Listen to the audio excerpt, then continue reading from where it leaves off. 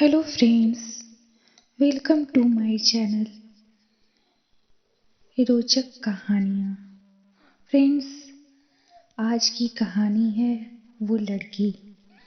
अगर कहानी अच्छी लगे तो लाइक और सब्सक्राइब करें और कमेंट के माध्यम से बताएं कि ये कहानी आप लोगों को कैसी लगी।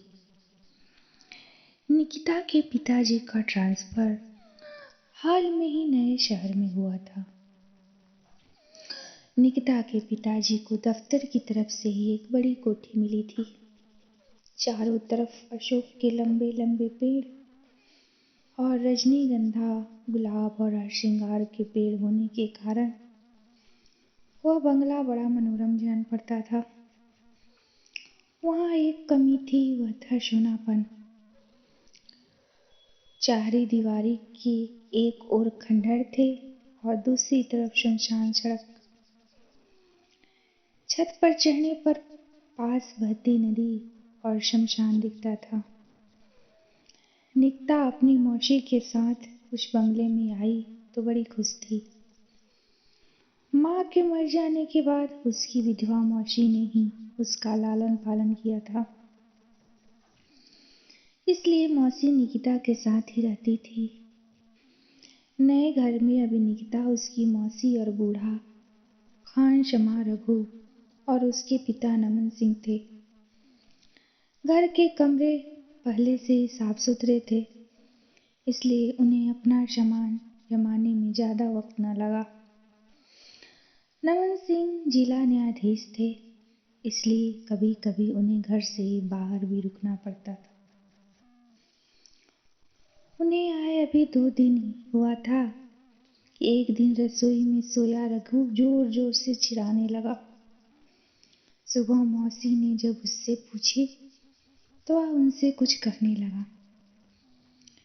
निकिता उनके पास पहुंची तो वह चुप हो गया और मौसी डर से पीली पड़ गई। उसके बाद मौसी सुबह आने वाली माली और गेट के चौकीदारों से अकेले में फुसफुसाकर बातें की। रात में मौसी ने अपना बिस्तर निकिता के साथ ही लगा लिया।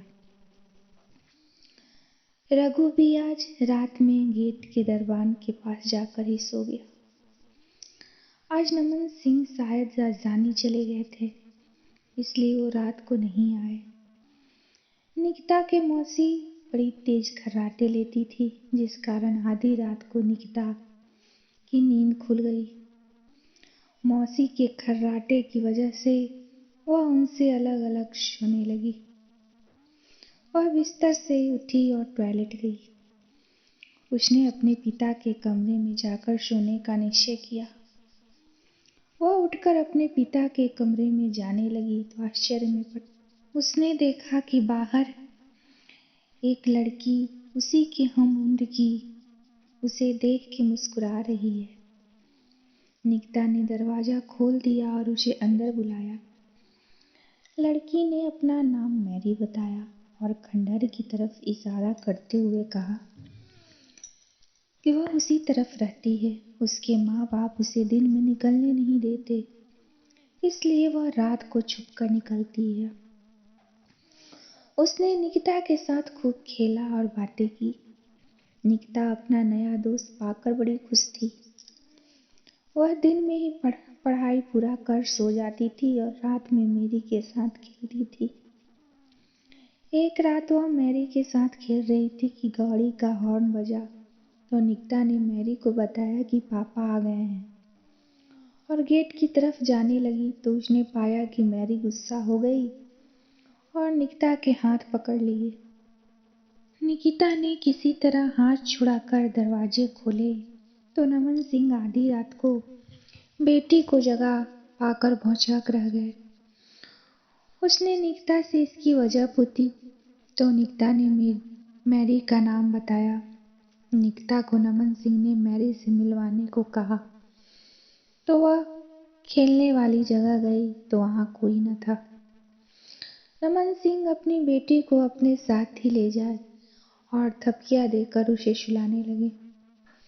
उन्हें निकिता का शरीर कुछ गर्म लग रहा था, निकिता तुरंत ही सो गई और थपकियां देते देते वह भी सो गए। अगले दिन उन्हें खबर आया कि उनकी पोस्टिंग जबलपुर में कर दी गई है। उन्हें तुरंत ज्वाइन करना है। निकिता की तबीयत सही न जानकर वह निकिता और मौसी को अपने साथ लेकर जबलपुर की ओर चल पड़े।